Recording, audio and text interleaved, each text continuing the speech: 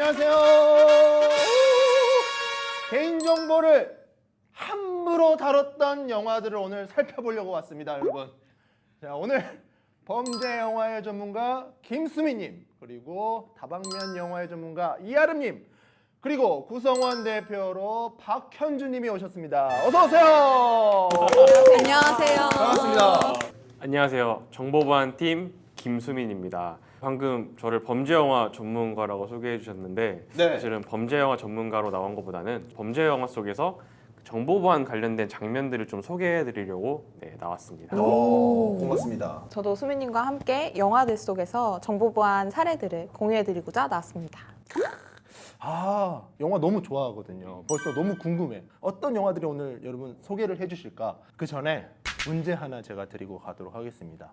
우리 구성원 대표 현주님. 저요? 네, 작년 기본기 교육 주제 기억나세요? 요람에서 무덤까지 개인정보 생명주기에 대해서 이야기해 주셨던 것 같아요. 근데 몇 단계였는지는 기억이 잘 안 나네요. 저도 딱 거기까지 기억이 나고 다단계였던 것 같은데 몇 단계는 기억이 잘 안 나는데 수미님께서 설명해 주실 수 있을까요? 네, 제가 설명해 드리겠습니다. 몇 단계? 다단계 아니고요. 4단계입니다. 4단계 아닌가요? 네, 4단계입니다. 그림 보면서 한번 설명을 드릴게요. 이 그림 보시죠. 개인정보 생명주기라고 부르는 네 가지 단계가 있는데 수집, 그다음 저장, 그다음 이용 및 제공, 마지막으로 파기, 이렇게 4단계에 걸쳐서 개인정보를 활용하는 것을 개인정보 생명주기라고 합니다. 다들 기억하시겠죠? 두 분은 기억 못하시더라도. 그럼요. 그러겠죠. 기억나시지 않아도 괜찮아요. 올해는 개인정보 생명주기를 영화 속 사례들을 가지고 같이 얘기해 볼 거거든요. 저희가 어떤 영화들을 가지고 왔는지 엄청 궁금하시죠? 네. 엄청 궁금해요. 빨리 시작해요, 우리. 첫 번째 함께 볼 영화는 제가 진짜 좋아하는 영화인데 바로 다크나이트라는 영화입니다. 고담시의 어둠의 기사 배트맨과 악당 조커의 이야기인데요. 우리가 눈여겨볼 장면은 바로 이 장면입니다. 배트맨은 악당들을 소탕하기 위해서 고담시의 모든 휴대폰을 도청장치로 만들어버립니다. 아름답지 않냐고 묻는 배트맨에게 폭스가 일침을 가하죠. 아름답고 비윤리적이고 위험하죠. 배트맨, 아름다운 건 없습니다. 비윤리적이고 위험한 짓이죠. 아, 제가 고담시 안 산 게 정말 천만 다행이네요. 배트맨 그렇게 안 봤는데 실망이야. 근데 저런 일이 실제로 일어난다면은 우리 사생활 없는 거잖아요. 배트맨 이러면 되는 거예요? 안 되죠. 범죄죠, 범죄. 혹시 현주님 업무하실 때 교육팀에서 개인정보 같은 거 많이 좀 수집해서 활용하시나요? 네, 저희 팀에서는 이제 교육에 참여하시는 구성원들의 소속 팀, 이메일, 사번 같은 개인정보도 수집하고 있고, 그리고 배민 선물하기로 열심히 잘 참여하시는 구성원분들께 선물을 또 보내드리고 있거든요. 여기에 필요한 휴대폰 번호 같은 거, 이런 것들 개인정보 수집하고 있어요. 그런데 저희 팀에서 이렇게 수집하는 정보들은 구성원이라면 누구나 우아한 오피스에서 확인하실 수 있는 정보이기는 합니다. 네, 우아한 오피스에서 활용할 수 있는 그 개인 정보들은 다 공개가 되어 있긴 한데요. 이 개인 정보들은 그 입사하시면서 아마 다들 사인하셨을 거예요. 네. 개인 정보 처리, 수집 동의를 하신 개인 정보에 해당해서만 그 이용 목적에 맞게 활용을 하고 있는 거예요. 근데 배트맨은 조커를 잡는다고 개인 정보, 고담 시민들 개인 정보 동의도 안 받고 막 수집해서 이용을 한 거예요. 이게 왜 그래? 이게 맞아요, 아름님? 아니죠? 알겠습니다. 네. 잠시 좀 흥분했었네. 죄송합니다. 네. 괜찮으세요? 네, 이런 일이 사실 영화에서만 있는 게 아니에요. 최근에 이름을 메타라는 막 회사 이름을 바꾼 우리들의 글로벌 흑역사 모음집 그 페이스북에서도 좀 비슷한 사례가 있었어요. 그래요. 다들 페이스북 아이디 있으시죠? 있어요. 네, 거기서 있죠. 사진 업로드 할 때 사진에서 자동으로 막 사람 이름 막 매핑하고 개인정보 갖다가 쓰고 이런 기능이 있어요. 이게 사실은 사용자의 동의를 안 받고 그냥 갖다가 막 쓴 기능이라고 해요. 진짜? 어머, 저 정보도 그렇게 활용됐겠죠? 전 동의한 적도 없는데. 나도 동의 나도 한 적 없거든요. 나오라 그래 사장. 개인정보를 이렇게 수집하거나 동의를 받을 때 어떤 목적으로 또 어떻게 이용할지 미리 알리고 이런 부분들이 되게 중요한데 되게 업무하실 때 이런 경우가 많으실 것 같아요. 그럴 때는 저희 정보보안팀에서 충분히 검토해서 심지어 저희가 문구까지 다 만들어서 드리고 있어요. 사전에 저희 팀에 문의를 주시면은 저희가 다 검토한 다음에 도움을 드리고 있습니다. 어떤 정보를 어떻게 받을지 이런 것도 사실 작년 교육에서 많이 좀 말씀을 강조해서 드렸었는데 캐치프라이즈 좀 만들어가지고 말씀을 드렸었거든요. 혹시 성일님 기억하시나요? 네. 수민이.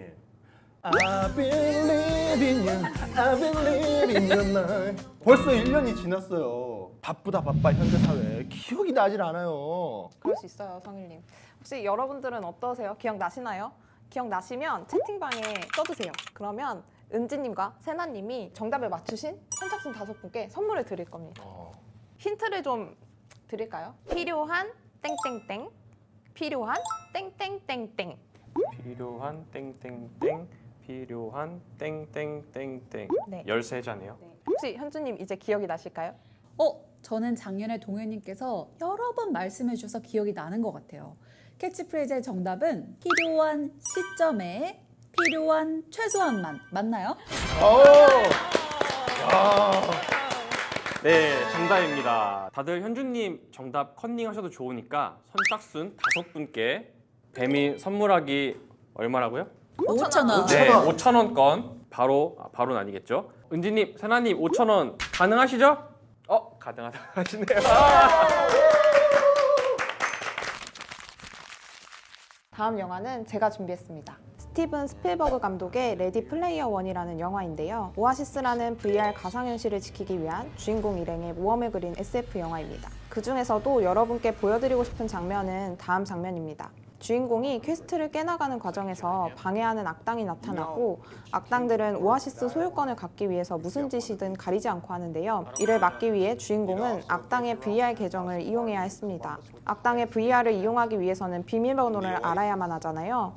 근데 이때 저기 보이시죠? 저 의자가 오아시스에 접속하는 VR 기계인데요. 저기 포스트잇에 악당이 접속 비밀번호를 써서 붙여놓은 덕분에 주인공은 비밀번호를 이용하여 VR에 접속할 수 있게 되고 위기를 모면할 수 있었습니다. 아니, 비밀번호를 저렇게 잘 보이는 곳에 두면은 당연히 그렇게 침투를 당하죠. 그렇죠. 저렇게 두면 비밀이 아니죠. 그죠? 1, 2, 3, 4, 5, 6, 7, 8 이런 것도 비밀번호 아닌 거 아시죠? 아니죠. 쉽게 할 수 있잖아요. 그렇죠. 비밀번호를 설정할 때는 영문자, 숫자, 특수문자 3개 모두 다 섞어서 8자리 이상으로 하는 게 제일 안전합니다.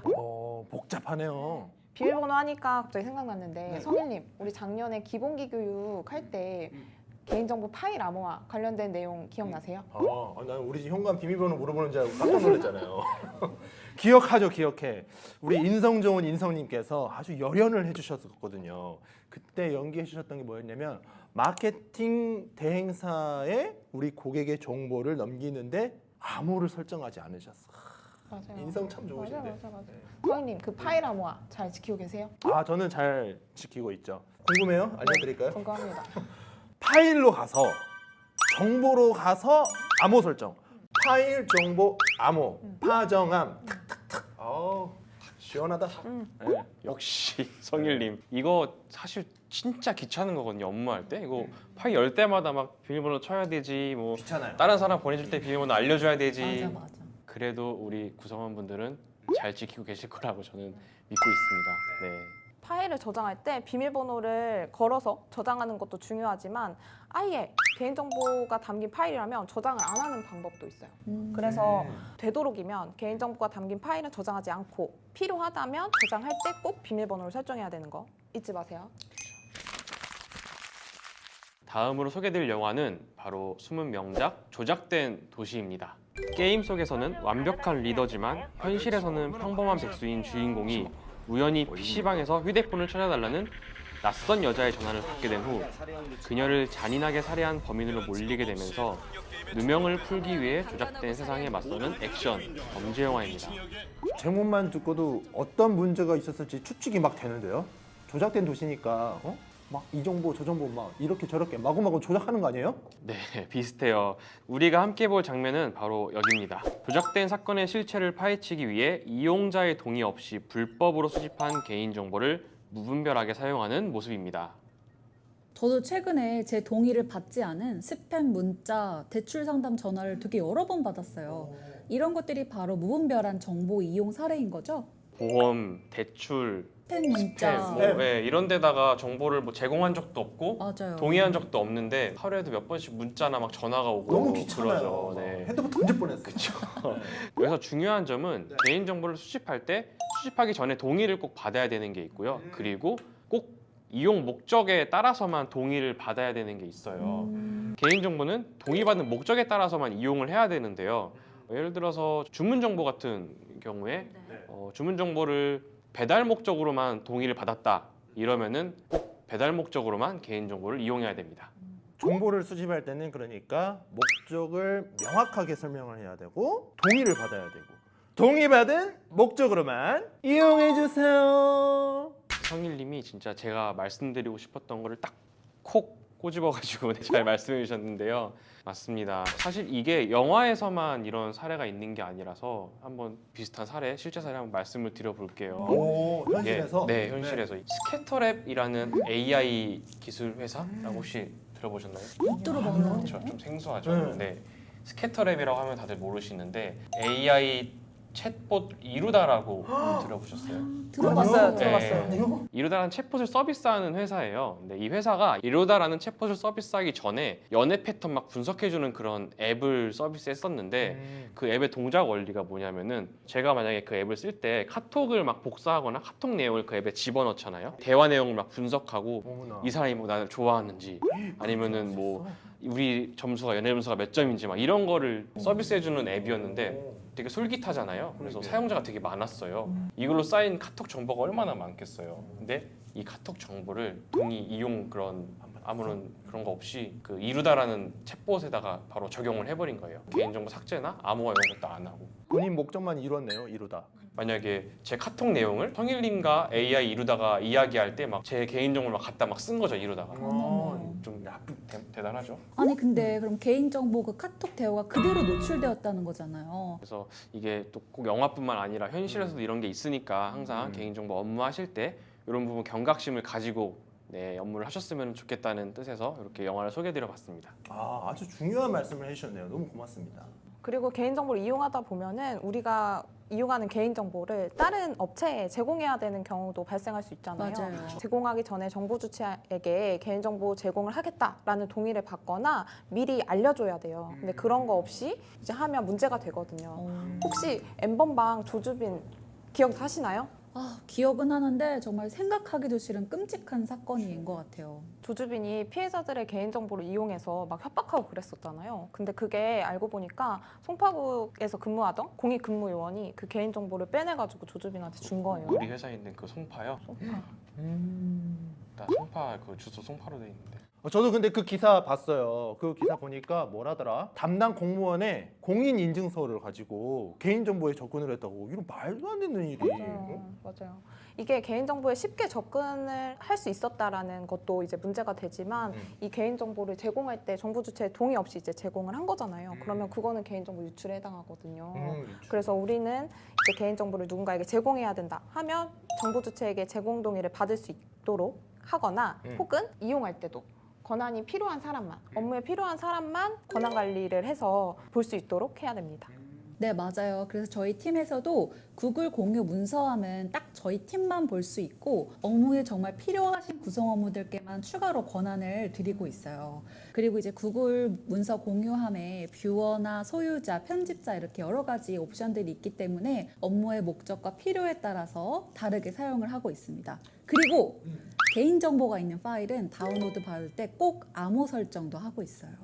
잠시만 이거 너무 교육팀 너무 잘하고 계셔가지고 감격하셨네요. 저희, 예, 칭찬의 박수 한번 치고 그럴까요? 가면 좋을 것 같아요. 자, 박수 3번 시작. 오늘 마지막 단계의 사례를 소개해 드릴게요. 아니 벌써 마지막이라고요? 마지막 영화요? 네. 너무 아쉽다.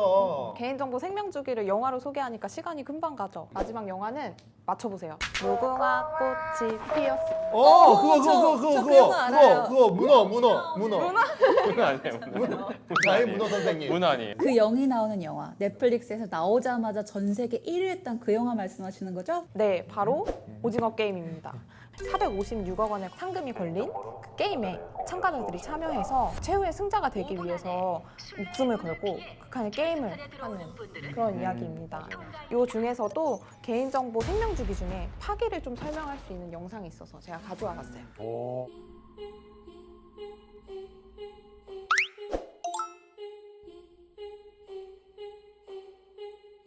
서류 보관 그만해. 제발 그만해. 이러다가는 다 죽는다고. 아, 영감님이 왜 죽어요? 영감님! 아, 제가 몰입해서 보다 보니까 이정재 연기까지 나오는데 좀 비슷했어요? 비슷했어요. 아니요. 파기라는 단어를 몰랐을 때 보는 것과 지금 파기라는 단어를 알고도 보니까 좀 다르네요. 문제가 있었네, 이 영화에도. 현주님도 눈치채셨죠? 네, 그런데 이 정보를 누군가에게 제공하지도 않고 아무도 없는 지하에 보고만 했는데도 문제가 되나요? 그럼요. 문제가 되죠. 개인정보는 뭐 수집, 이용, 저장 이런 것도 잘해야 되는데 그중에서 제일 중요한 게 파기거든요. 우리 구성원분들이 문서 작업 하시잖아요. 그럼 구글 문서나 워드 이런 걸로 문서 작성하실 텐데 그 안에 개인정보가 만약에 담겨 있다. 이러면 보관 기간이 지난 이후에는 꼭 파기를 하셔야 돼요. 파기를 안 하면 이제 개인정보 유출 이런 문제가 되는 상황들이 발생할 수 있습니다. 성일님, 네. 혹시 이용 기간이 끝난 개인정보 담긴 파일 파기하고 계신가요? 앞으로 잘 해야죠. 잘 할 건데 어떻게 할 거냐면은 이렇게 개인 정보가 이렇게 이용 끝난 정보는 이렇게 여기 이렇게 담아가지고 이렇게 털도 비울게요. 네. 네, 우리가 파기 타이밍을 놓칠 수도 있으니까 시기를 딱 정해두고 이렇게 정기적으로 파일을 정리하는 것도 방법인 것 같아요. 맞아요. 바로바로 파기하면 좋지만 그게 쉽지 않다면 정기적으로 파기하는 시간을 가지는 것도 좋을 것 같아요. 그리고 제가 영화뿐만이 아니라 실제 발생했던 사례들도 좀 소개시켜 드리고 싶어요. 회원 탈퇴한 이후에는 개인정보를 파기해야 되잖아요. 근데 회원 탈퇴 5년이 지났는데도 개인정보를 파기 안 하다가 걸린 카드사가 있습니다. 어머머머. 그래요? 3사. 유명한 L사, S사, LG사. 그 롯데, 삼성, 하나. 딩동댕. 말하면 안 되나? 말하면 안 되나? 신용정보를 계속 보관하고 있다가 걸리고 나서 파기를 했거든요. 그래서 당연히 법적 처분은 받았고요. 우리가 개인정보를 보관할 때 보안을 강화해서 보관하는 것도 중요하지만 보관 기간이 종료되면 꼭 파기해야 되는 거 잊으시면 안 됩니다. 이용이 끝난 정보는 꼭 파기를 기억해야겠어요. 그러면 오늘 단계별 영화는 끝난 거예요? 4단계? 맞습니다. 네, 끝났어요. 너무 아쉽다. 아쉬워. 5단계 하면 안 돼? 5단계 제가 이게 5단계. 사이클이 4개 만들어져 있어가지고 5단계 5단계 만들 수가 아쉬우니까 없어요. 하나 더. 그래요? 자, 여태까지는 개인정보 사례들을 좀 살펴봤고 이번에는 우리 구성원분들이 보안을 위해서 할 수 있는 몇 가지를 좀 알려드리려고 해요. 중요하죠. 네. 고맙습니다. 자, 첫 번째, 한 달에 한 번, 적어도 한 번은 PC가 최신 보안 업데이트가 되어 있는지 확인해 주세요. 최신 보안 업데이트가 안 되어 있으면 이 해커가 공격하기 쉬운 환경이 됩니다. 오. 그리고 두 번째, 의심 가는 메일이 오면 신고하기. 잘하고 계시죠? 전 잘하고 있습니다. 의심 가는 메일이 수신되면 서포트 악성 메일 신고라는 채널에 신고해 주세요. 모든 보안 사고의 시작은 악성 메일이에요. 메일이에요? 그리고 세 번째, 3개월에 한 번은 PC의 패스워드를 변경해 주세요.